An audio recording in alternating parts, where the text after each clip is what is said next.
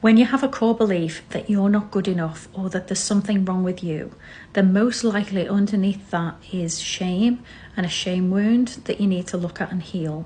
So how do we actually heal our shame wound? Now for this we need an example. So let's imagine, just as a general example, that I have shame around my body and body image. So this is one that's quite common for people. Some of the ways that I can get in touch with that shame is either through talking about it. For example, I talk to my therapist about how I feel about my body, and I start to talk about that more and more. I start to connect to feelings of shame. It might come through as something like anxiety, but the more I'm able to talk about it to a safe person and in a safe way and have my shame validated and seen and honoured and respected by the therapist or by the other person, that will have the effect of soothing and healing the shame. This is the reason why we talk things through in therapy. The purpose of the talking is to actually reconnect us with the feelings associated with the thing that we're talking about. And one of the other ways that we're connected to our shame feelings is when we are triggered.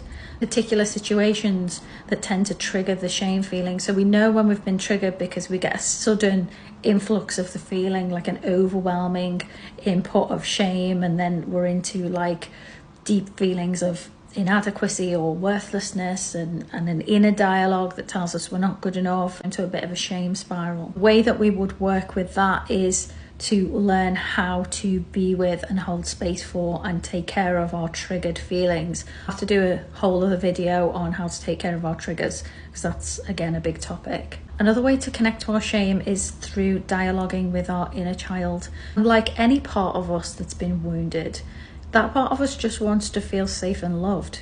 And so reconnection is really the key. And having a therapist who can help you and guide you with this, because this does involve entering into and working with your subconscious. It's not necessarily something you want to do on your own, particularly if you have a lot of past trauma.